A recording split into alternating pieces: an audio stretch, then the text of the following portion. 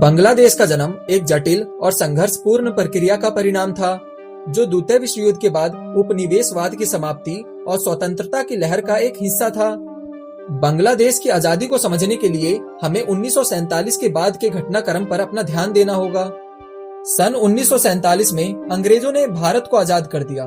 भारत की आजादी के साथ ही एक नए देश का जन्म हुआ, जो देश था पाकिस्तान। उन दिनों में पाकिस्तान को दो भागों में बांटा गया था, पश्चिमी पाकिस्तान और पूर्वी पाकिस्तान। पूर्वी पाकिस्तान को ही वर्तमान समय में बांग्लादेश के नाम से जाना जाता है। पाकिस्तान की लगभग आधे से ज्यादा आबादी पूर्वी पाकिस्तान में ही निवास किया करती थी। इसके बावजूद पश्चिमी पाकिस्तान ने पूर्वी पाकिस्तान को अपने से नीचे ही रखा तथा पूर्वी पाकिस्तान के आर्थिक राजनीतिक मामलों में भी अपनी ही भूमिका निभाई। पश्चिमी पाकिस्तान पूर्वी पाकिस्तान पर अपना दबदबा स्थापित करना चाहता था। पूर्वी पाकिस्तान के लोग बंगाली बोलते थे, जबकि पश्चिमी पाकिस्तान की आधिकारिक भाषा उर्दू थी।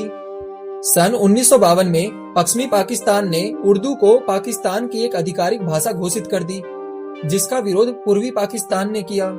यह विरोध धीरे धीरे एक बड़ा स्तर पर हो गया। इसमें काफी लोग मारे गए। इस विरोध में पूर्वी पाकिस्तान पूरी दुनिया के नजर में आ गया। इस आंदोलन को हम भाषा आंदोलन के नाम से भी जानते हैं। सन 1970 के पाकिस्तान में हुए आम चुनाव में पूर्वी पाकिस्तान की party all Pakistan Bengali national party ने एक बहुमत के साथ जीत हासिल की। इस पार्टी के नेता शेख मुजीबुर रहमान ने पूर्वी पाकिस्तान के लिए अधिक स्वायत्तता की मांग की। हालांकि पश्चिमी पाकिस्तान के सरकार, जिसके प्रधानमंत्री जुल्फिकार अली भुट्टो थे, ने इस चुनाव को मानने से इनकार कर दिया और सत्ता का हस्तांतरण नहीं किया। चुनाव के परिणामों को न मानने और पूर्वी पाकिस्तान के स्वायत्तता को मांगों को इनकार करने पर पूर्वी पाकिस्तान में आक्रोश और क्रोध की लहर फैल गई। 7 मार्च 1971 में शेख मुजीबुर रहमान ने ढाका में एक ऐतिहासिक भाषण दिया। इस भाषण में उन्होंने अपनी स्वतंत्रता की मांग की और पूर्वी पाकिस्तान को एक अलग राज्य बनाने की भी मांग की। 25 मार्च 1971 को पश्चिमी पाकिस्तान की सेना ने पूर्वी पाकिस्तान पर एक विशाल सैन्य मार्च चलाया। इस आंदोलन में बांग्लादेशियों के खिलाफ अत्यंत ही हिंसा की गई। इस हिंसा में लाखों लोग मारे गए और बड़ी संख्या में लोग विस्थापित हुए। यह आंदोलन बड़े पैमाने पर मानव अधिकार की उल्लंघन करता था, जिसने बांग्लादेश में स्वतंत्रता की मांग को और अधिक तीव्र कर दिया। बांग्लादेशियों ने पाकिस्तान के खिलाफ एक संघर्ष की शुरुआत कर दी, जिसका मुख्य लक्ष्य आजादी था। बांग्लादेश की स्वतंत्रता में भारत ने अपनी एक महत्वपूर्ण भूमिका निभाई। भारतीय सेना ने बांग्लादेश के स्वतंत्रता संग्राम में सैन्य समर्थन प्रदान किया। सन 1971 में भारत और पाकिस्तान के बीच एक युद्ध की शुरुआत हुई, जिसका मुख्य उद्देश्य बांग्लादेश की आजादी था। 16 दिसंबर 1971 में पाकिस्तान ने ढाका में आत्मसमर्पण कर दिया, जिसके बाद बांग्लादेश को आधिकारिक रूप से स्वतंत्रता प्राप्त हुई।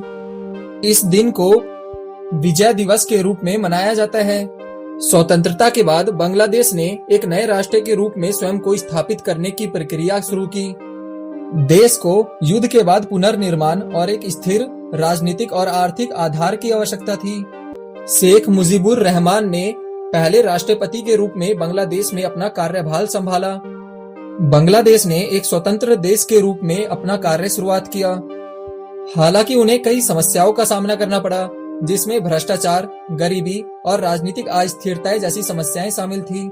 इन समस्याओं के बावजूद बांग्लादेश ने वैश्विक स्तर पर अपनी पहचान बनाई और स्वयं को एक गणतंत्र राज्य के रूप में स्थापित किया। इस प्रकार बांग्लादेश का जन्म एक कठिन और ऐतिहासिक संघर्ष के बाद हुआ। तो अगर आपको ये वीडियो पसंद आई हो तो चैनल को सब्सक्राइब और वीडियो को लाइक करना ना भूलें। तो मिलते हैं नए वीडियो में, जब तक के लिए नमस्कार।